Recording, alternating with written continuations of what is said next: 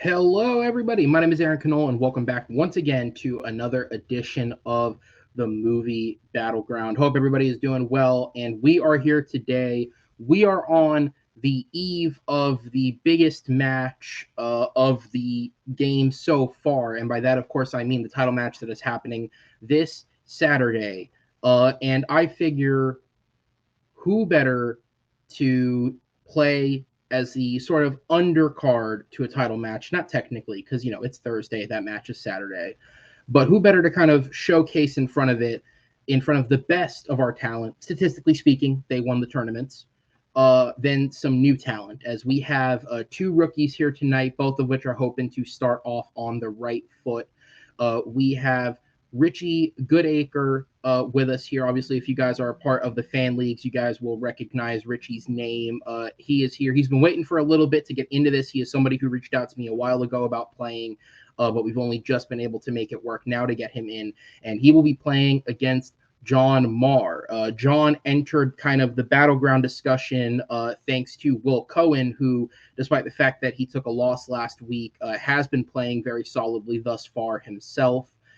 So John will be coming in here looking to sort of replicate that initial success that his friend had in order to get that first win. But with that said, let me stop talking about the competitors. Let's start talking to them. Introducing first, making his Movie Battleground debut, he is Richie Goodacre. Richie, welcome to the Battleground, sir. How are you doing? Yeah, I'm going good. I haven't really done a lot of movie debates, so this will be interesting. I won't lie if I'm saying I'm a bit nervous, but yeah, I'm sure I'll have fun. And John Maher's a good opponent, good guy. This should be very competitive, hopefully. Mm. Yeah, absolutely. And I mean, you're far from the first person to step in here with, generally speaking, the conversational side of talking about movies is usually not competitive. So you're far from the first person to come in here, but you do spend a lot of time playing trivia, whether it be something in leagues or just casually. I know you participate a lot in the stuff that Jordan Owens puts on. Has any of your trivia knowledge per se been something that's able to help you today, or is that just kind of a different beast altogether? No, there's definitely some trivia knowledge that I found out through just general being on stream or whether it be questions or conversations afterwards that definitely will help me in this match, I think. So yeah, it's not a totally different beast. All right. Well, Richie, thank you for being here, sir. I'll go ahead and send you to the back and bring in your opponent. Also coming in to make his Movie Battleground debut. I may have butchered his name the first time I said it as a judge, but I will not butcher it today. I fucking hope, because I just said it and I'm pretty sure it was correct. He is John Maher. John, welcome to the Battleground, sir. How are you doing today? You said it right, Aaron. I'm proud of you. Most people mess it up at least 10 times in a row, and I think you only messed it up once, so you're way ahead of the curve. Excited to be here. I haven't really formally debated since high school, so we'll see how this goes. Oh, well, if we're comparing this to high school debate, this is the most informal shit you'll ever see. But with that said, obviously, as I said, a lot of people who are here because either I knew them directly and reached out to them, or they signed up kind of publicly on the page and showed interest.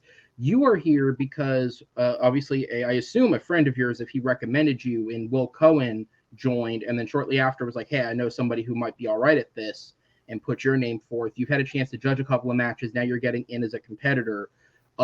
Just is knowing someone who's competed been any kind of help to you coming into this, or is it just it's watching it is different than doing it in your mind? I don't know. I first just saw the debate leagues kind of as like a branch off of like people that have their own podcast. They just like talking about movies. Not my thing. But then Will had asked me, can you come in and judge? And I was like, I'll give it a shot. And then judging the matches and just seeing the actual format, it's really not as dense and real bookish kind of nerdish stuff as you think it would be. It's really lighthearted, like you said, and it's fun. It's a good format. So I misjudged the whole format, and I was wrong. So since I was wrong, I'm happy to participate and see how I do. Absolutely. If it was all book study, I don't think I'd still be here, but it is not. We try and bring some semblance of fun to this, or as much as you guys bring at least. So I'm going to go ahead and bring Richie in, and let's go ahead and get this going. Movie Battleground is a best of 5 rounds. It is the first to 3 points wins. Each round of debate is worth 1 point. If a competitor happens to get 3 points in a row, that will be a victory by knockout. If at the end of 4 rounds there is a 2-2 tie, we do have a 5th round. It is called the blind round. However, I will greet you gentlemen with those rules should we need them, although based on past experiences, you should probably be hoping you don't have to. With that said, in terms of the 4 rounds that you will participate in, these questions were given to you ahead of time. You've had the chance to research, prep, or I don't know, come up with whatever bullshit you want to do off the top of your head. Everybody's got their own approach to it. The way that this is going to work is you will get 60 seconds to open up your argument. That'll be followed by 2 minutes each to expand and explain your arguments. There will be a 4-minute open discussion in which you will go back and forth and get in as many points as you humanly can, at which point 60 seconds will be given to close the arguments out. At the end of that time, I do have 3 judges backstage in Jake Reese, Austin Howell, and Noah McCausland. They will join us on screen, and based on the arguments given, they will decide who gets the point. With all that said, though, guys, are we ready to go? Yep. All right. So with that said, we'll go ahead and get into the first question. And it is a question that I am particularly interested in seeing because recently, maybe not that recent now, I forget when it came out, but we did get the trailer for the new Guillermo del Toro film, Pinocchio, which will be going to Netflix. It looks like it's some kind of, if it's not stop motion, then it's replicating the style of stop motion in terms of its appearance. And it just seems like one of those really interesting things where you have this Guillermo take on a classic story, and maybe you'll get some interesting characters and performances out of it. And speaking of performances, is something that I think he does do a good job of getting out of people. And since he's got a lot of different types of films on his filmography, the question on the table is, what is the best performance in a film directed by Guillermo del Toro? Now, with that said, behind the scenes, because these guys are both rookies, there obviously isn't any kind of record to go off with. So it was decided by the producers that John would be the favorite, quote unquote, because he has at least been a part of it in some shape, way, or form. That doesn't actually mean anything. It just means he gets to pick which ones he goes first on. He chose to go first on questions 2 and 4, which means, Richie, you have the pleasure of getting us started here. While I go ahead and bring in your timer. There it is. All right, sir. You are going to have 1 minute on the clock to open your argument. The timer will start when it begins ticking. And then just so you guys are aware, generally with about 20, 25 seconds, it'll be brought back in towards the end so that you will know roughly when it's coming to an end. All right? So on your words, Richie. Yep. All right. My pick for best Guillermo del Toro performance is Ron Perlman in Hellboy. I think this movie, like on paper, couldn't really work without that great performances. I think Ron Perlman, has the right balance, of wit, charisma, and he's just, he suits just being complete badass. He had been working with Guillermo del Toro like ever since Guillermo started, and he's been around for. He had been around for decades at this point, and yeah, it's like this is a breakout performance. This is just fantastic. He's just endlessly watchable on screen, and I think I honestly I do like when people think of like fun sort of like DC comic movies, they still think of this movie largely because of his performance and what he brought to the table. And time. All right, good opening minute from Richie. John, you get your first on the table. Time starts when you begin speaking. Going through all of Guillermo del Toro's filmography, there's a lot of great performances across all the movies, but only one of his movies generated 3 Oscar nominations, and I'm talking about The Shape of Water. So what better performance to go with than the woman nominated for Best Actress from that movie, Sally Hawkins, as Eliza Esposito in The Shape of Water. I think a point I'm going to keep coming back to throughout this debate is just the preparatory work that went into this role. Sally had to learn American Sign Language. She had to learn dance choreography. She had to prepare for a role where there were no words to utilize to convey fear, anger, happiness, sadness, someone trapped in a life that's so routine, yet have something so just immense happen to her that it totally takes her really isolated, mundane existence and turns it on its head. to a point that it's just a totally transformational role. The range she shows, just like the main character of the movie that ties the whole thing together, contrasted to Michael Shannon's character, like a total good versus evil battle. Sally Hawkins is the archetype, and I'll expand more on that in my 2 minutes. Thank you. All right, that is time. All right, Richie, back over to you for Hellboy when you start speaking.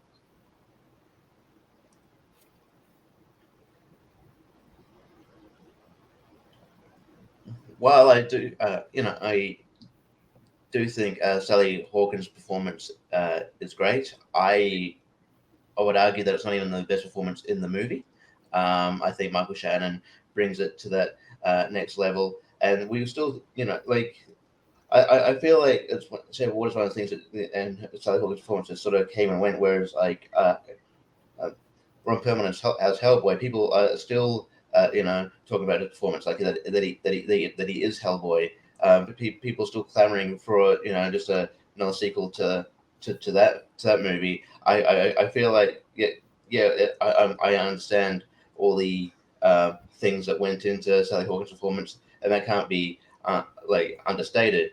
But like, I like just feel that Hellboy, like there's just like I feel like you could get like a bunch of actresses and like that you might be able to pull out a similar performance. I think something with Hellboy, it really comes down to you really need someone to really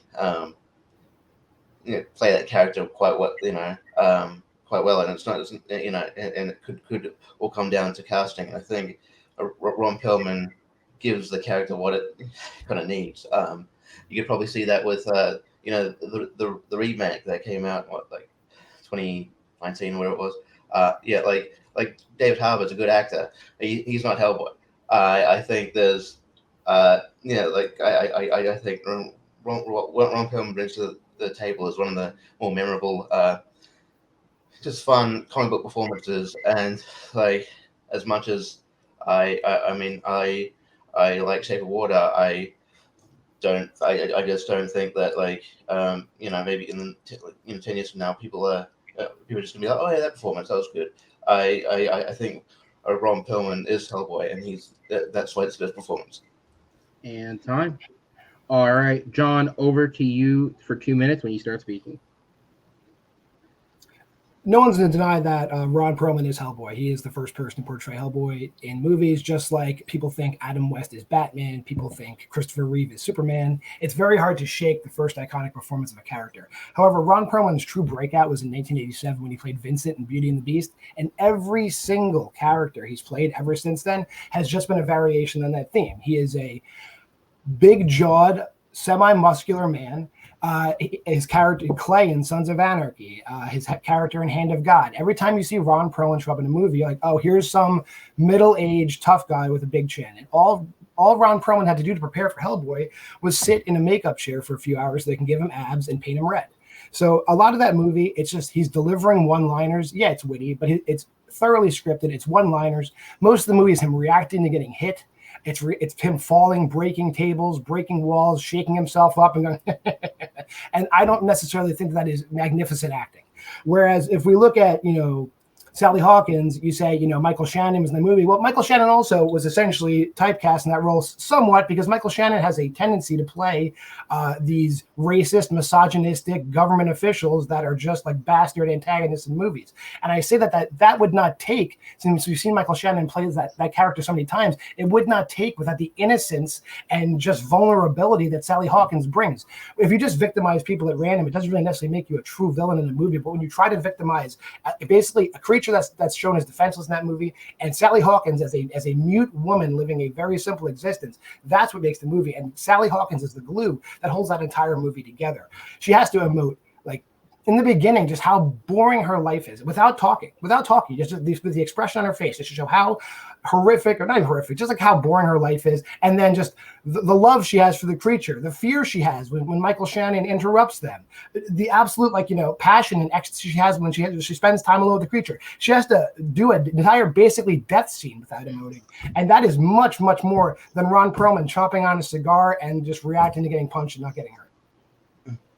All right, and that is time. So we're going to go into the 4-minute open discussion. Just as a general reminder, as I give to all players the first time around, it is an open discussion, but try and be respectful of each other. Don't cut each other off too much, but also don't hog the time too much.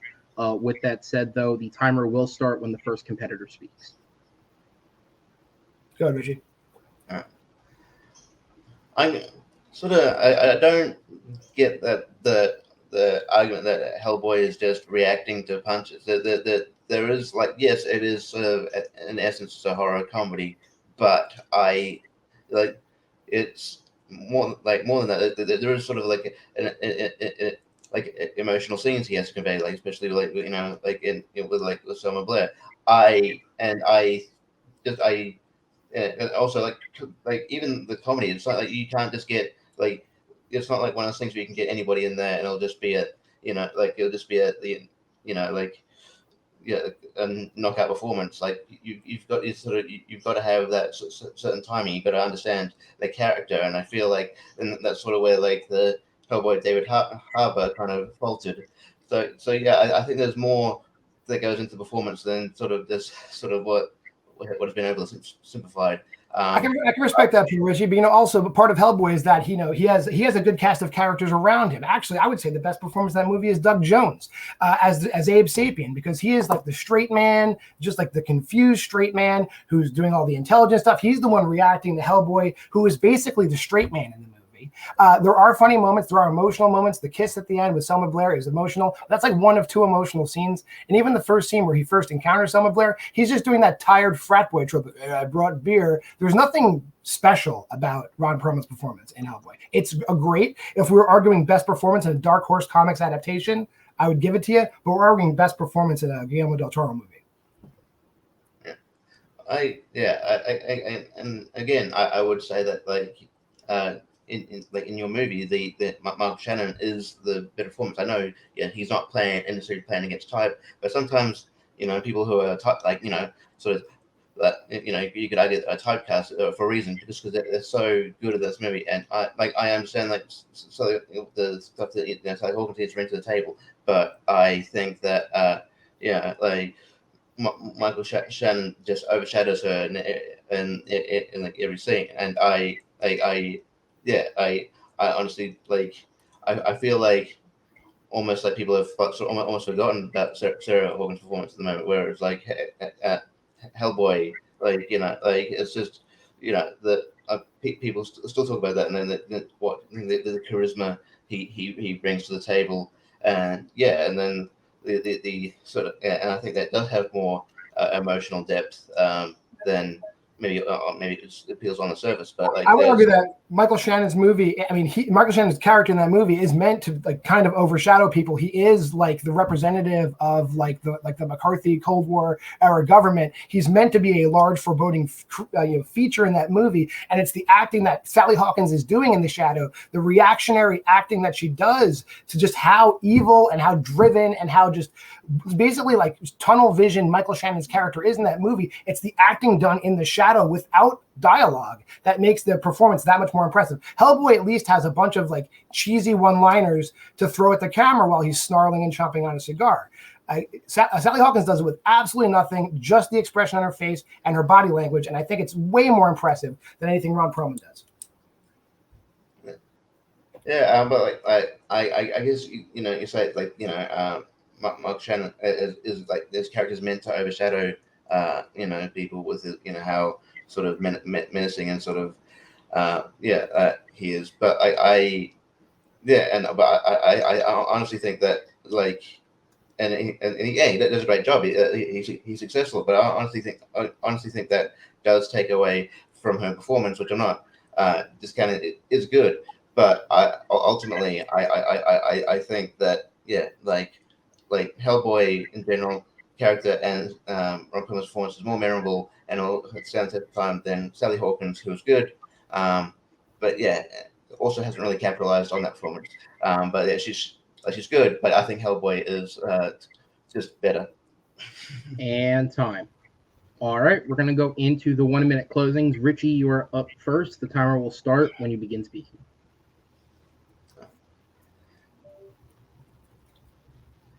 Well, I understand obviously what goes into Sally Hawkins' performance. I think she's great. With the kind of the without any dialogue. I'm not discussing stuff but Hellboy, there's a lot of things going in the performance that you wouldn't think is you have to have that natural charisma. You can't teach that. You gotta you gotta have like sort of the emotional depth of the character, which there's a lot of emotional scenes. You've got to have wit. I think like Ron Perlman pulls that off in spades, and you can tell how good his performance is just based on the David Harbour perform the remake. He is Hellboy. I think that holds up more than Sally Hawkins' performance, which while is good, I would say is overshadowed by Michael Shannon in its own movie. I understand that the character has to overshadow him, but at the end of the day, that Michael Shannon's more memorable performance in that movie. And time. All right, John, over to you. Final minute of the round. Time starts and you begin speaking. Just some points of order. We're not arguing the most memorable performance in the movie. We're arguing the best performance in the movie.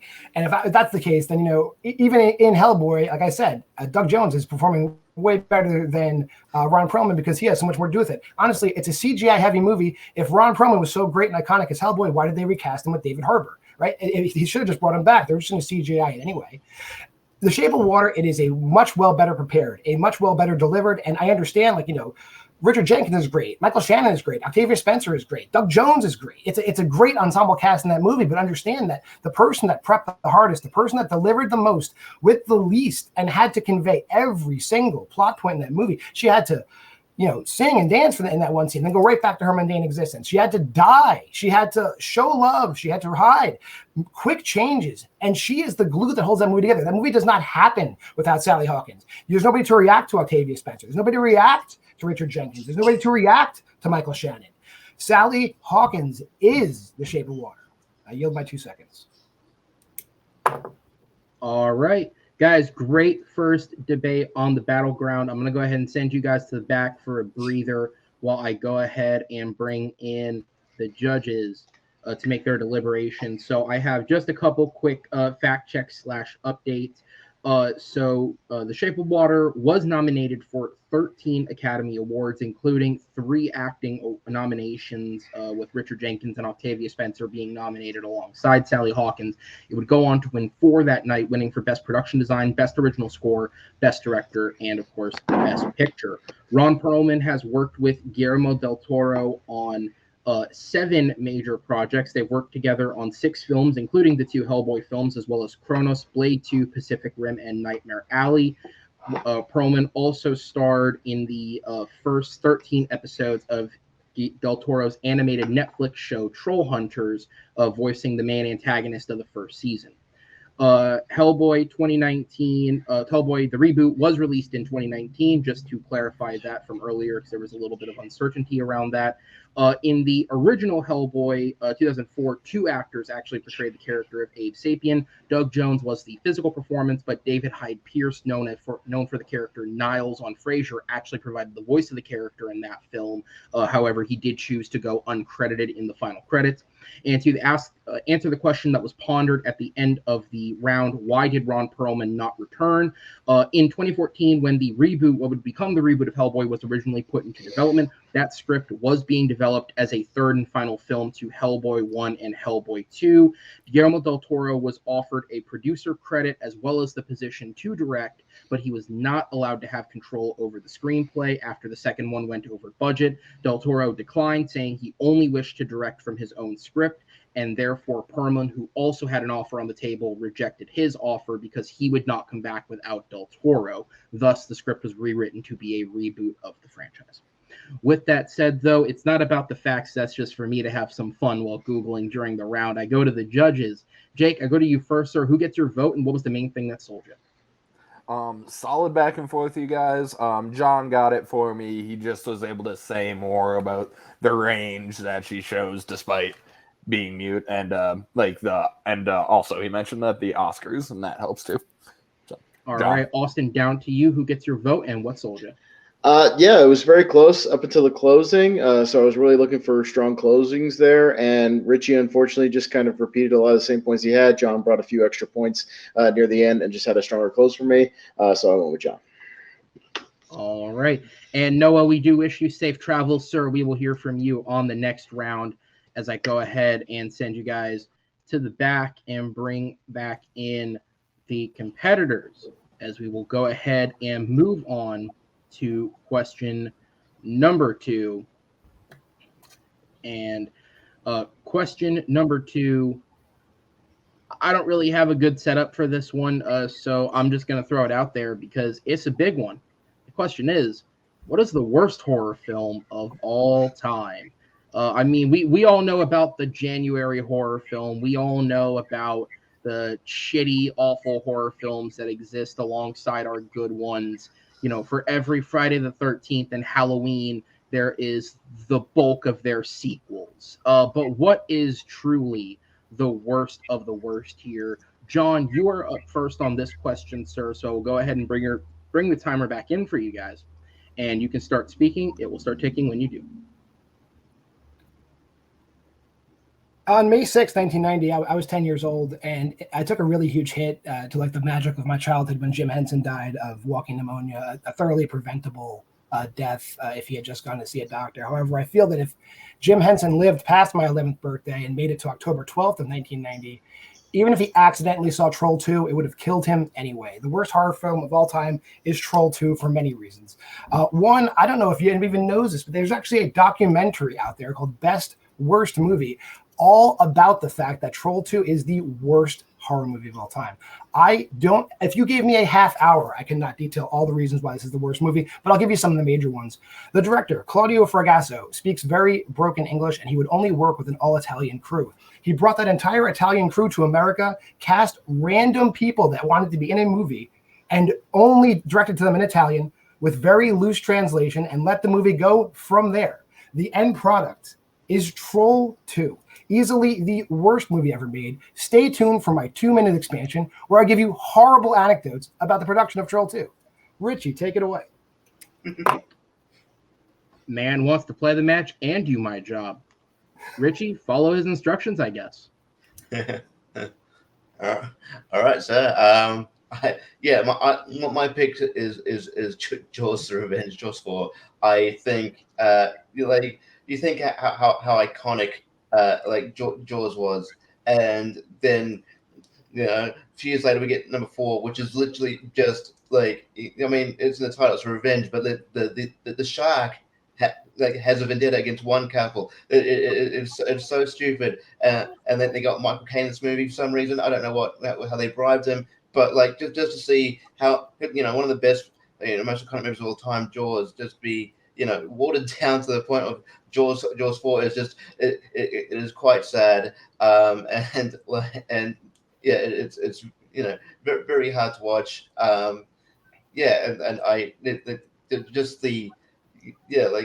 it almost sort of waters down the pictures in the process, because you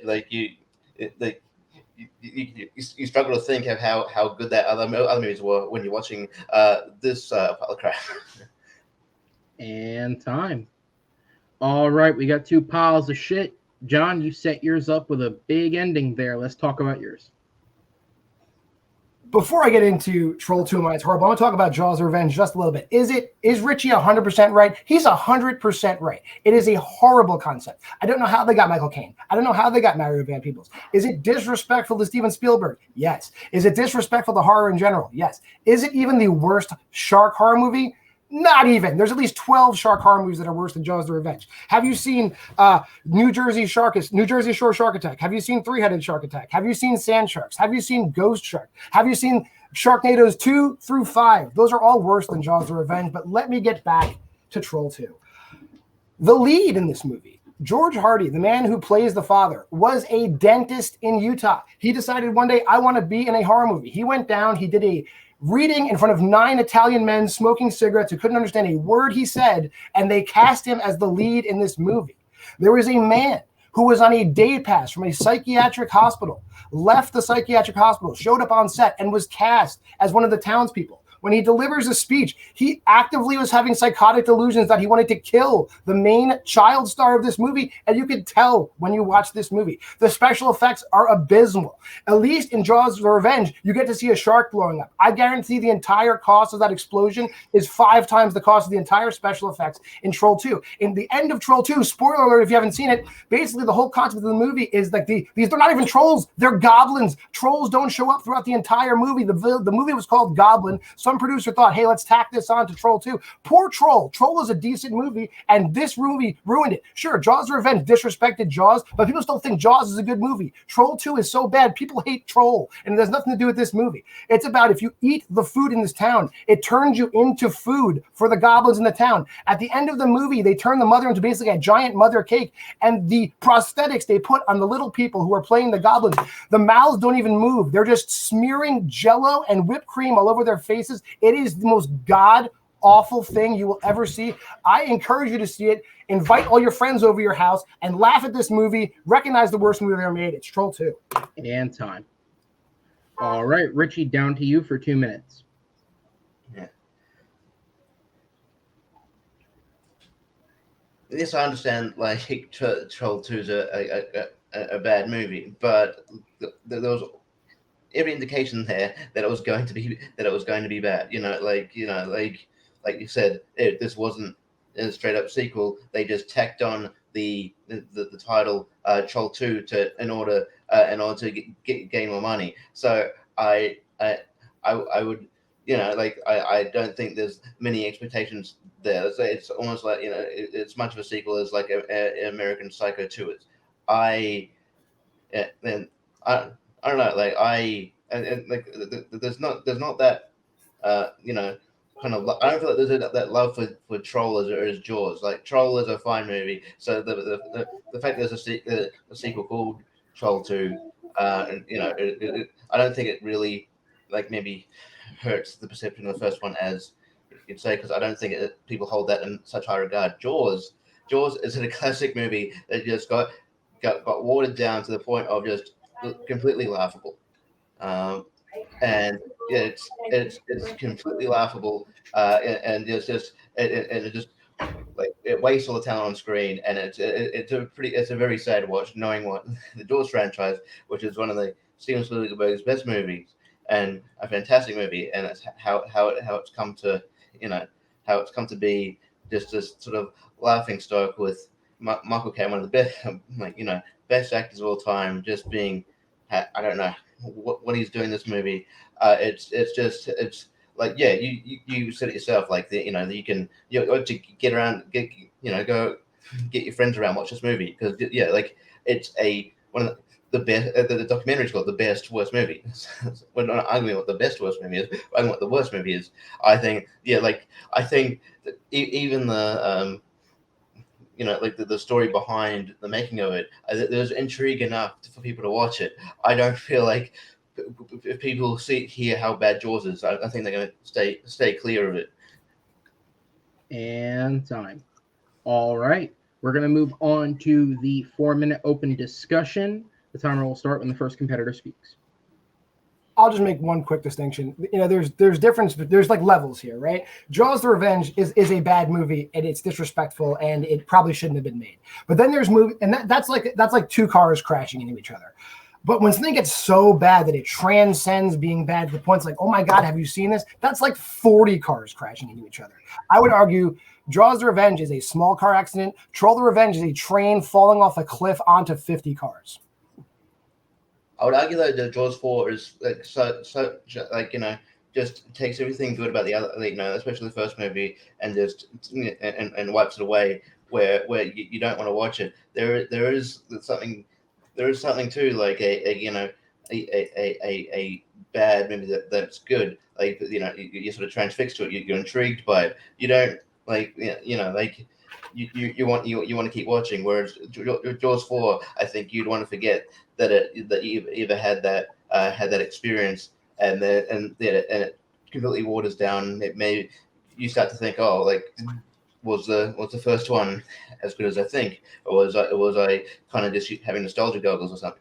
But I think there's like, yes, like Troll 2 is bad, but like I think there's enough intrigue there for it to be that will stick with you, and that you would maybe even like after watching it, you want to watch it again, because it is such a sort of a very unique sort of case study. I would say I agree with you. You do watch Troll 2 over and over again just to find every other thing that's wrong with it. Like, does it have a bad score? Yes. Is this actor bad? Yes. Is this actor bad? Yes. Jaws the Revenge, while bad, at least is coherent from beginning to end. The plot, as illogical as it is, imagining a shark is sentient enough to like basically stalk and kill a man who's on land and then have a vendetta against that man's family for the entire film, follows them to the Bahamas. Yeah, that is stupid. It is absolutely ludicrous. However, the entire plot of the movie makes sense to me. Like, it follows them down there. They're tracking the shark. It goes after them. It kills the people on the beach. Just, hey guys, I'm here. I'm killing people. You know, I'm not even going to say Jaws of Revenge is fun. I'm going to say it is not worse than Troll 2. Troll 2 is so bad. You can't even bring Jaws of Revenge into the conversation. Like I said, if I want to see a bad shark movie, I'm not even going to watch Jaws of Revenge. I'll watch all the Sharknadoes. Like that's at least celebrating bad shark movies. Jaws of Revenge is like forgettable bad. Troll 2 is unforgettable bad. Well, on the bad shark movies you brought up, like you brought up all these other movies that I think people know, especially because a lot of shark movies that you mentioned have gone straight to DVD. I think they know what to expect there, so that they avoid them, and none of them have the sort of like the iconic name of Jaws. There's that intrigue that people have got like huge nostalgia for it. I don't think there's not as much at stake if like two-headed shark attack or whatever it is doesn't it doesn't end up being a good movie. It's kind of expected. I think, and again, there's not that love. I don't feel like there's that love for Troll, so you can go in and watch Troll 2 and pick up pretty easily that it's got nothing to do with the first one, and generally marvel at sort of what you're looking at. I think you're kind of arguing that Jaws the Revenge did more damage than it did. Like, I can still hear the Jaws theme. I know it's an iconic theme and not think of Jaws the Revenge. Like, I can still look at, Roy Scheider and Richard Dreyfuss and those guys in Jaws. That was a great movie with great performances. It was very well directed. The shark work, like Bruce the Shark, is fantastic. It's such good special effects. Jaws the Revenge doesn't damage Jaws. Troll 2 damages an entire genre. Just by like how laughable it is. The fact that they've taken this, it was a very serious movie made by a very serious director, and he created it around as a very serious project. And now it is just a movie that is so cult, people show up to revel in how bad it is. I'll got 30 seconds, but I'll just say you're wrong. No, I disagree. All right, that's a good use of 3 seconds. It is time, gentlemen. We're going to go on to the 1 minute closings. John, you're back up first, sir. Time starts when you begin speaking. I don't know if anybody here has seen Best Worst Movie. It's a fantastic documentary, just reveling in how bad this movie is. Claudio Fragasso is a megalomaniac. He came to America thinking he was going to make the greatest movie ever. He and his wife wrote, neither one of them speak English, wrote this, they speak Italian, they wrote this script in English, directed it to a bunch of people who were not actors, save for the kid, and would not let them make any changes to the script whatsoever. They had to perform the lines as they were written. So imagine a man who speaks no English writing a script in English and then having a bunch of people perform it basically exactly how he wants them and accepting no changes to that script. This movie has a bad score. It was done on a synthesizer. That's it. A Moog synthesizer. That's it. There's no instruments. None of the actors were actors, save the kid. Bad director. The special effects are garbage. At least Jaws Revenge had a budget. They blew something up in Jaws. They would love to have blown something up in Troll 2. All they had was like just various forms of whipped cream and cake. They used popcorn and like tree branches. It is horrible. They have not invented a word to fully encapsulate how bad Troll 2 is. I yield my second. That is time. All right, Richie, down to you. Time starts when you begin speaking. Yes, Jaws the Revenge might have had a bigger budget. That's not undeniable. That's undisputable. But like what they did with the budget, that that they completely squandered it. Somehow the shark here looks worse than the broken one in Jaws 1. It is absolutely terrible. And then like some of the things I think the problem is Jaws 4 is like just unwatchable. Like to be a best worst movie like Troll, it's gonna be watchable. You're gonna be memorized by it.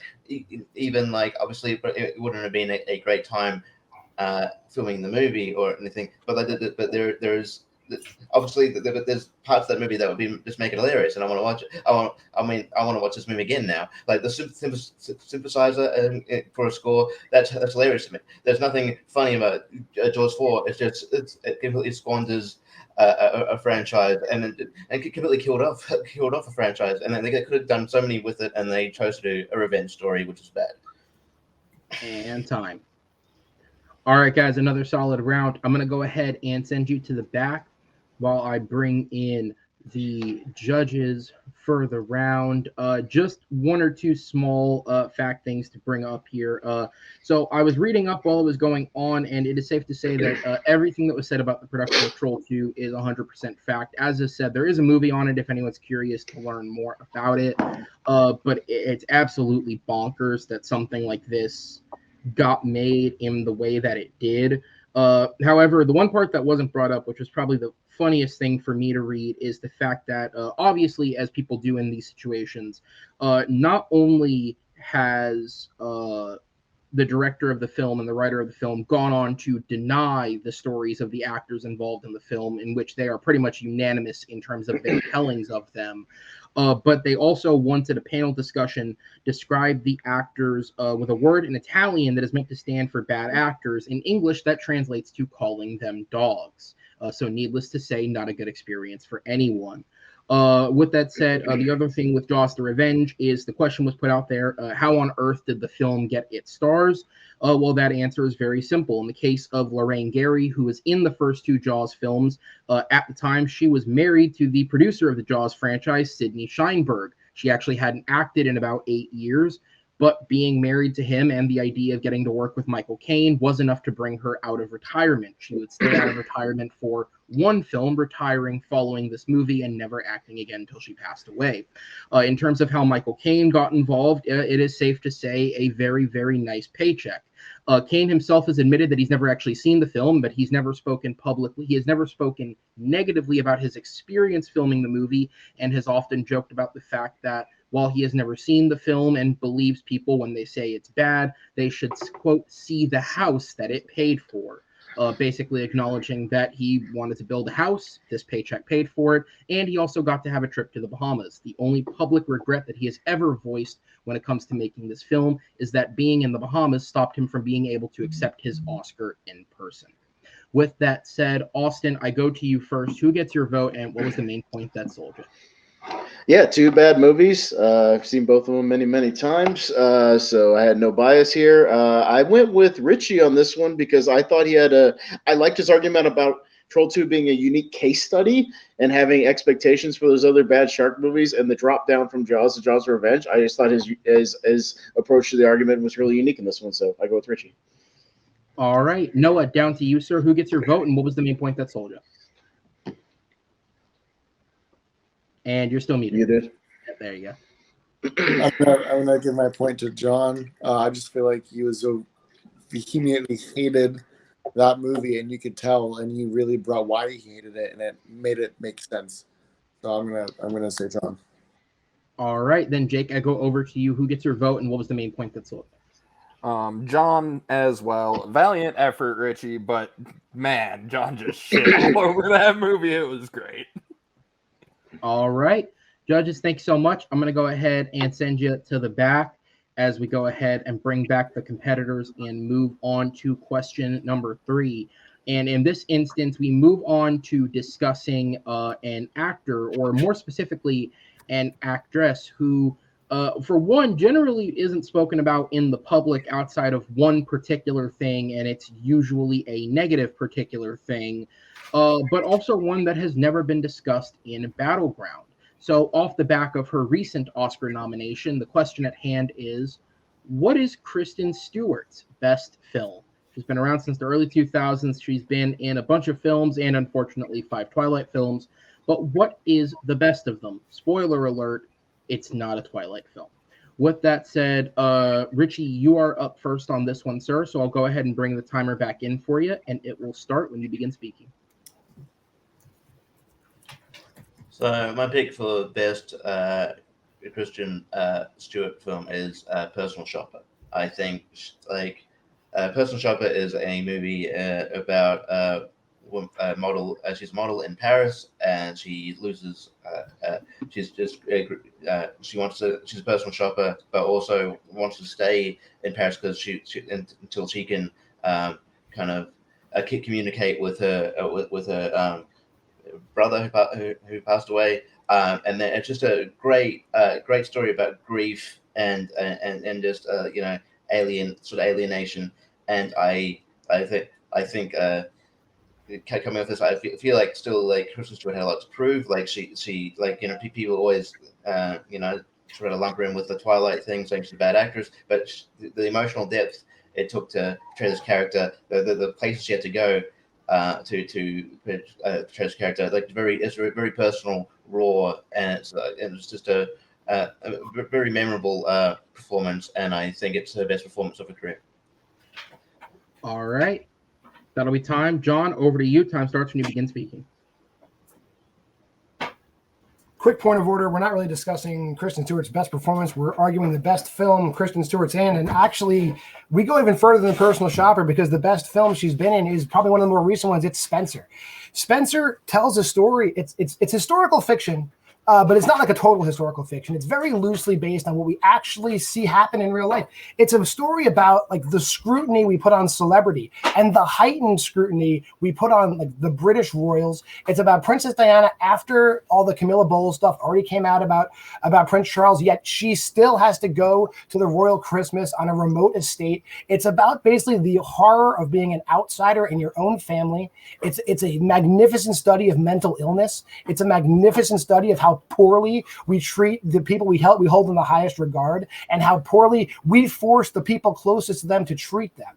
The dichotomy between Timothy Spall's character and Kristen Stewart's character of just like this guy hired by the royal family just to keep this lady who's actively going crazy in line, and definitely the most compelling story Kristen Stewart has ever been in her life. And time.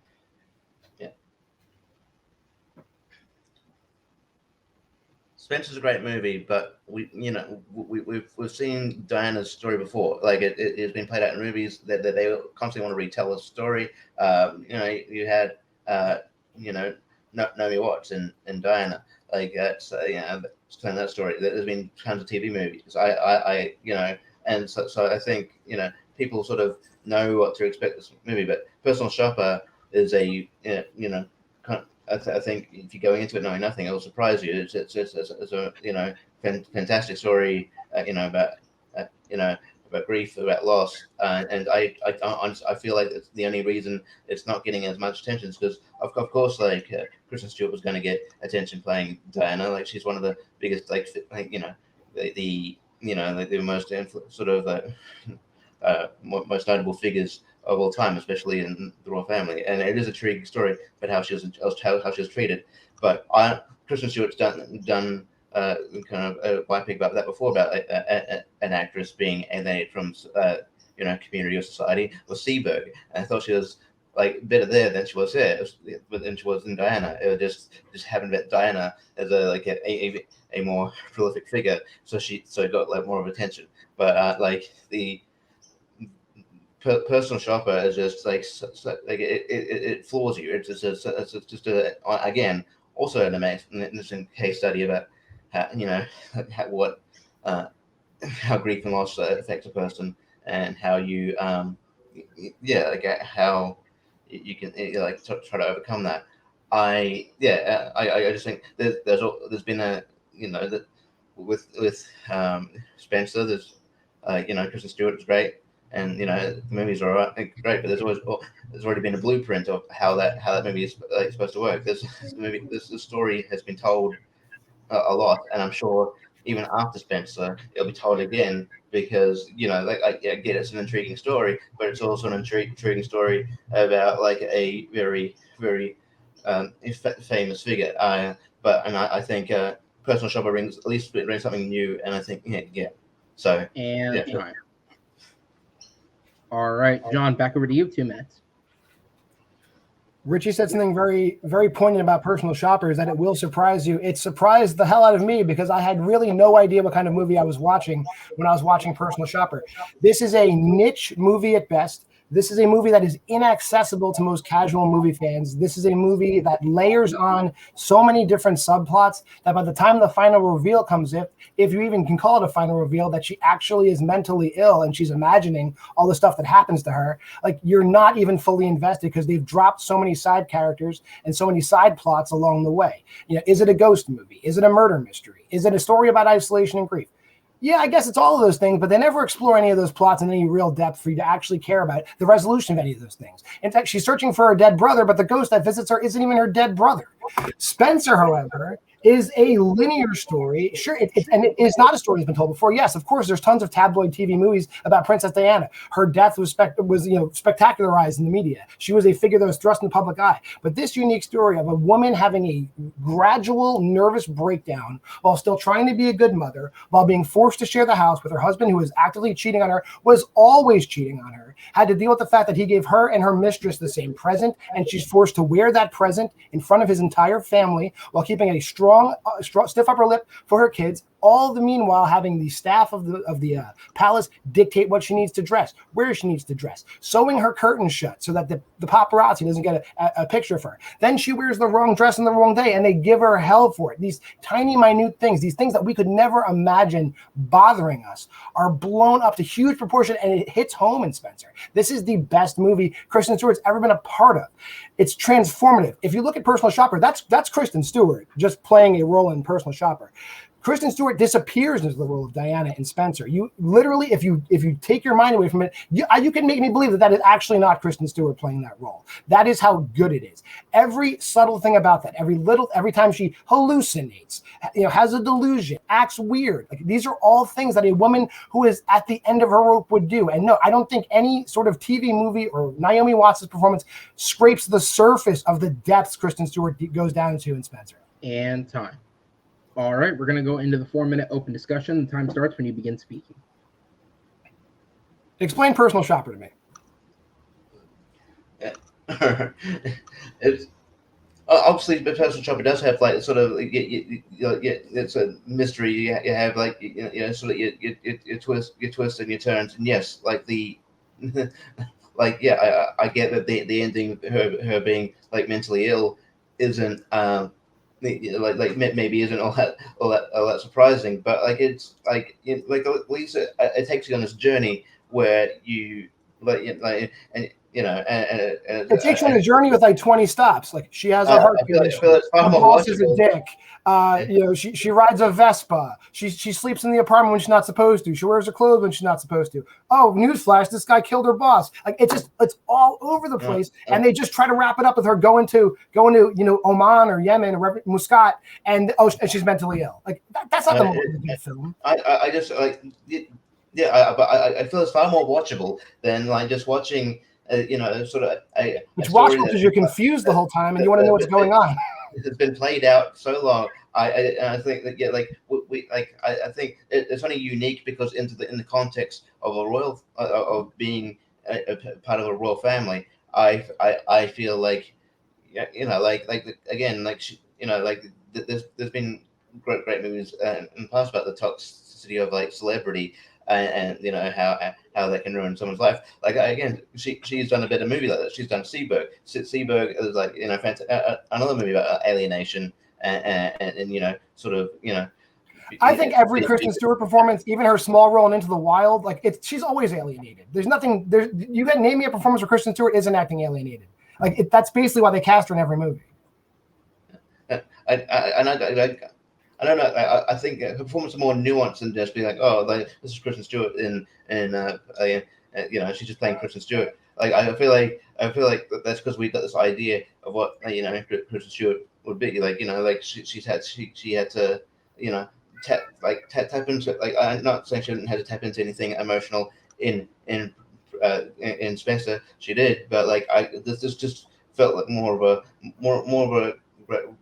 like sort of a raw performance, and I like it. And she didn't have to like worry about like betraying like a real life figure, and yeah, like I think she like I actually think like being like if it is just Kristen Stewart, I think that kind of lends more to my argument because like she you can tell it's sort of more raw. I would She's argue not that actually every emotion, the grief, the like just the grief, the isolation, everything that happens in Personal Shopper, like her brother dies and she's trying to reach out to him. I think that's tenfold in Spencer. This is not a woman that lost her brother. This is a woman that lost her entire life, yet she's forced to continue to live in that life as a prop.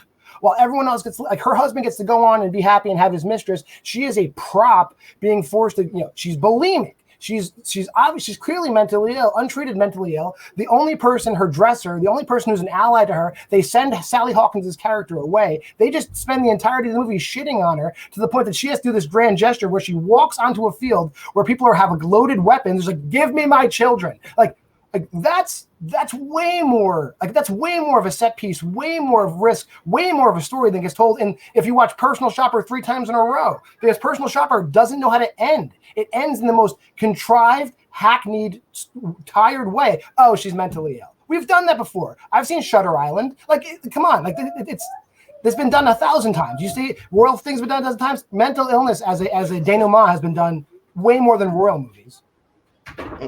Again, like I would say that like in Spencer, it's like it's unique because it's Diana's story, but it's only unique in the context of the royal family. That there is tons of movies about like like not fitting in or like alienation and like and the toxicity of celebrity. And I think Personal Shopper is a better one. All right, a little late on the timer there, but you will get your couple seconds back. That is going to be time. With that said, it is Richie that is up first on the closing, so you will have 1 minute, sir. Time starts when you begin speaking. Did you hear me? Yeah. Well, Spencer is great. That we've already seen the blueprint of how that and the beats of how that movie should be. Yes. Kristen Stewart's performance it is great, but I sort of know I know what to expect from the movie. Personal Shopper, like again, it's just I think it has you can tell like it tapped into some raw emotion that Kristen Stewart was experiencing, and you could tell again you see Kristen Stewart more than you see Kristen Stewart as Diana, but like that sort of adds to a performance because like it just feels like more sort of real, more genuine. Yes, like I think Diana's story is unique. And as obviously kind of like puts the royals into like in a bad light. But I've seen that a lot of times. Personal Shopper obviously new. Yeah, it's weird, but it keeps you intrigued. And time. All right, we're going to go on to John for the final minute. Time starts when you begin speaking. I would say Kristen Stewart's performance as Maureen Cartwright in Personal Shopper, it does keep you intrigued only because like you have no idea what storyline they're going to revisit. Like they're telling you her heart's going to explode if she exerts herself. She's the suspect in a murder. She's like blowing off her boss. She's like breaking the law. Like every 5 minutes they turn that movie, and not even in a clever way that it resolves. None of it resolves. What happens is she leaves France, goes to Muscat, Oman, and then it's like, oh, by the way, I'm schizophrenic. That's it. It's a waste of over 2 hours of your time. Spencer is a story we at least know on the surface. We at least know who Princess Diana is. This is a very, very, very important story. None of the other stories about Princess Diana and the royals are told this way. It shows her in a very humane light. It shows what happens when you put immense pressure on a person, yet treat them like an outsider. They expect so much of Princess Diana, so much. They expect her to be perfect, yet they just don't punish Prince Charles for being a philanderer. They don't punish any of these people for treating her like garbage. And there are times when you can go, is that even Kristen Stewart? Because she disappears into the role. The best Kristen Stewart movie, hands down, is Spencer. And time. All right, guys. Thank you so much. Another great round. I'm going to go ahead and send you both to the back while I bring in our judges. And I have just a couple of quick fact checks to run through. So one of the big points of debate was Princess Diana and previous portrayals in film and other major screen roles. Obviously, if you look, there's a numerous list of TV films, both American and British, that have portrayed Diana. If we're talking in terms of actual major films, in 2013, there was a film called Diana in which Naomi Watts portrayed the character. The film was reviewed with basically overwhelming negative reviews. Last year, a live stage recording of the musical Diana was released to Netflix, similarly to the Hamilton release on Disney Plus the previous year. This was also met with overwhelming negative reviews and won 5 of its 9 Razzie nominations, including, I believe, Worst Actress for the actress to portray her and Worst Picture at the Razzies. The most famous portrayal, maybe outside of this film, of the character does come from the Netflix television show The Crown, in which actress Emma Corrin portrayed the character in season 4 of the show. She was nominated and won numerous awards, the biggest of which being a outstanding performance by a female actor in a drama series nomination for the SAG Awards. However, she would lose to her co-star Gillian Anderson. Actress Elizabeth Debicki will be taking over the role in season 5 as there is another time advancement in the show. The last bit of thing, and not really a fact check, it's more just interesting note, is that while doing research for stuff on the question, I came across an article that Stewart gave. It was an interview she gave while doing press for this film, in which Stewart reflected on her career and admitted that in the 40 or 50 films that she has done, she truly believes that only 5 of them are actually really good films that people could enjoy. One of them was the 2002 David Fincher film Panic Room. The second was the 2004 film Speak. And the final 3 were Personal Shopper, Spencer, and the other film that was brought up during the match, Seabird.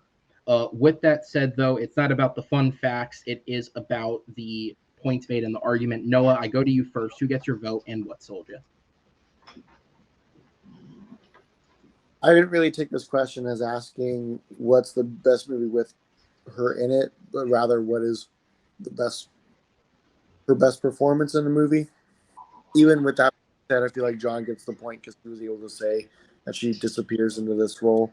And not only is the story absolutely amazing and the way it tells it, but also her portrayal of Princess Diana and the way she disappeared into it kind of won me over.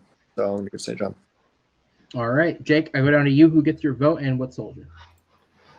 John got me saying that it's a better portrayal of mental illness since both of them had that one. And even though we've seen Diana before, this was the best performance of Diana by a long shot. Okay. All right, guys. Thank you so much for being here with us tonight. I'm going to go ahead and send you guys to the back, if I can actually click the button correctly, because your winner by a final score of 3-0. It is John Maher coming in with a big debut victory. John, first off, congratulations, sir. That is obviously a big statement win for a first match, a knockout victory. How are you feeling? I didn't want to jinx myself. I was a multi-time state debate champion, so I would have been very embarrassed if my friends saw me lose in my debut. So I had everything to lose. But yeah, I feel good. I mean, this is a great format. Apologies if I got too heated. I don't think I got insulted. I did get loud, so apologies to Richie. I like Richie a lot, so I didn't want to offend him if I got too loud. But I had a good time. Aaron, thank you. I thank you. I thank all the judges. I thank Richie. Can't wait to do it again. Absolutely, yeah. And at the moment, I'm kind of keeping, because we had a structured tournament for so long, I'm kind of keeping everything loose for the moment. So there's no direct plans for a matchup in the near future. But is there anyone that you're aware of that you would be interested in taking on? Obviously, records will come into play, but you don't have to think about that part. That's for me to think about. Just, is there anyone you're aware of that would be fun for you to take on, or is it just you'll take what comes at you? I think right now I'll take what comes at me. Like, obviously there's people that I'd like to play, but like they've been in here too long for my record to match up with them. So let's just let the first couple be random, and then we can go after some big name fights. Absolutely, I can respect that. So John, thank you so much, sir. Again, it was a really good performance, a great debut, and I look forward to the next time that we will see you back here as a competitor. Take care, sir. Yep. As we'll go ahead and send you to the back and bring in Richie. It was a very admirable performance, Richie. I think you did bring a lot of good points. But sometimes, as you said, it's your first time, and it's your first time doing something like this. John's clearly a little more comfortable with the idea of debating. But a very, very solid effort, nothing to be ashamed of. People who have had good wins have started by getting knocked out, including one of your judges tonight. So how are you feeling following that performance?